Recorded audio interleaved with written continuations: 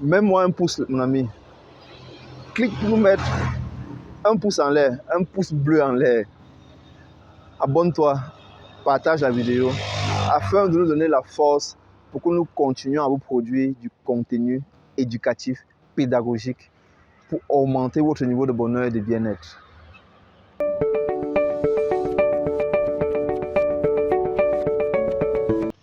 Hello les amis, nouvelle vidéo pour vous éduquer, pour vous informer, pour vous conseiller sur votre source d'eau potable.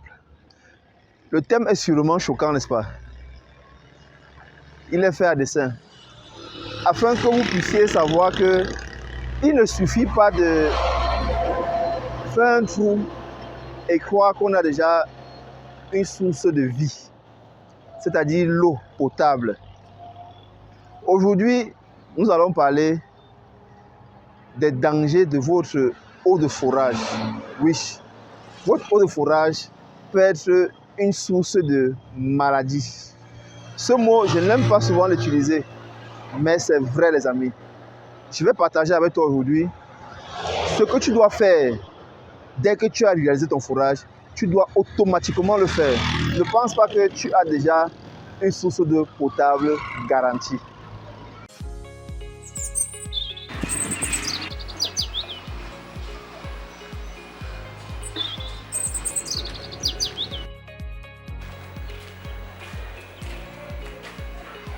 Oh, mon frère, la pompe de mon fourrage est tombée au fond du trou. Je ne sais comment faire pour la retirer. Ouais, ma sœur, même chez moi, depuis nous n'avons plus d'eau à la maison. Parce que le technicien, en voulant sortir la pompe, elle a coincé à l'intérieur. Vraiment, je suis dépassé. Ah ça? Et comment allons-nous faire? Contactez Eau Pure pour tous en Afrique. Nous avons la solution révolutionnaire grâce à la combinaison de notre vidéo-caméra d'injection de forage et un outil d'extraction de dernière génération. Nous vous apportons satisfaction à coup sûr où que vous soyez en Afrique. Pour plus d'informations, contactez-nous dès maintenant au plus 237 695 87 38 62 ou par WhatsApp plus 237 654 32 18 49. Eau Pure pour tous en Afrique, nous donnons de l'eau, nous donnons la vie. Nous donnons la vie. Vous savez les amis, j'ai envie en fait de partager avec vous tout ce qui est à l'intérieur de mon cerveau. Afin que vous soyez aguerris, afin que vous sachiez, lorsque vous avez réalisé votre source d'eau potable, à quoi s'en tenir. Je vais vous raconter une petite histoire. À l'époque, je vivais dans un quartier ici au Cameroun appelé Bonabéry.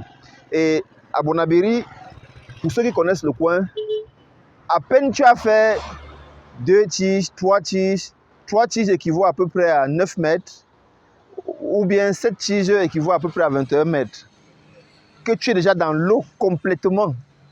Et cette eau-là, parfois, elle coule en abondance. C'est-à-dire, c'est une zone où il y a plein d'eau. On dira que c'est une zone marécageuse, Bonabéry. C'est au Cameroun, dans la capitale économique. Et donc, on avait une source d'eau potable, on avait un point d'eau. C'était un forage que notre voisin avait mis à disposition du quartier.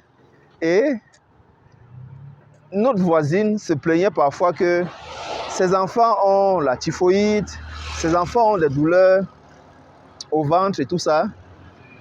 Mais nous tous, nous disons seulement, c'est parce que vous consommez l'eau de forage.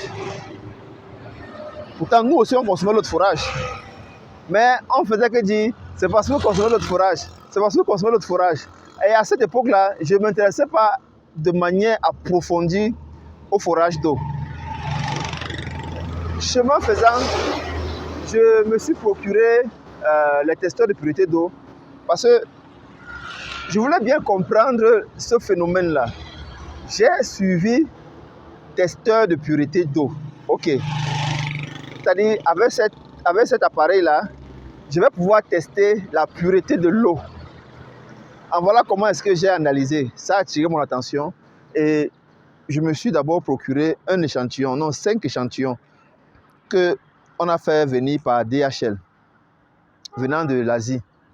C'est ainsi que j'ai donc pris le testeur de pureté d'eau. J'ai testé la qualité de l'eau du robinet, c'est-à-dire la qualité de l'eau de la société de distribution d'eau de mon pays. J'avais à peu près 52 ppm, donc 52 particules par million. Ça, c'était pour l'eau du robinet.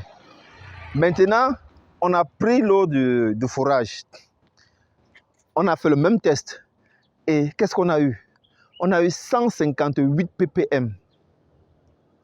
158 ppm, les amis. C'est au-delà de la marge. C'est au-delà de la marge. Et c'est à ce moment-là que je dis à mon épouse, regarde la différence. Regarde la différence. Et le testeur de pureté d'eau ne te dit pas si à l'intérieur de ton eau, il y a les agents pathogènes, s'il y a des microbes et tout ça. Non. Ça teste simplement la quantité de particules dissous qu'il y a dans l'eau. Mais le problème, c'est que la quantité est déjà révélateur. La quantité est déjà révélateur de ce qui peut, comment peut être la qualité de l'eau. Donc, les amis, la vidéo d'aujourd'hui, c'est pour attirer votre attention. C'est une courte vidéo que je veux faire. On dirait même que c'est une capsule. C'est pour attirer votre attention sur le fait que réaliser uniquement le forage ne suffit pas. Non. Aujourd'hui, nous ne sommes plus au niveau seulement d'avoir la source d'eau potable, d'avoir une source d'eau. Nous sommes au niveau d'avoir une source d'eau potable, les amis. Parce que d'aucuns se disent que si j'ai fait un puits aménagé, c'est bon. Si j'ai fait un forage, c'est bon. Ce n'est pas suffisant. Nous devons chercher l'excellence. Nous devons aller au-delà, les amis. Maintenant que nous avons réalisé notre source d'eau potable, notre source d'eau, autant pour moi, comment faire pour la rendre potable? C'est ça. Open pour tous n'est pas spécialisé dans le traitement de l'eau, vous le savez. Nous sommes les meilleurs dans la création de sources d'eau potable. Mais nous avons des partenaires avec qui nous travaillons. Dès lors que nous avons exécuté votre forage, vous pouvez nous demander conseil. Nous allons nous rapprocher de nos partenaires qui nous diffusent des informations, qui nous permettent aussi d'être aguerris. Et nous allons vous dire qu'est-ce qu'il faut faire pour être sûr à 100% que vous avez une très bonne qualité d'eau.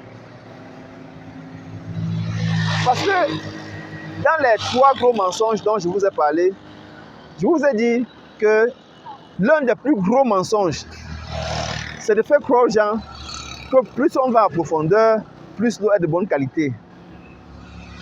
C'est un fake, les amis. C'est pas vrai. C'est pas parce qu'on va en profondeur que l'eau est de très bonne qualité. La qualité de l'eau dépend des nappes que l'eau a traversées.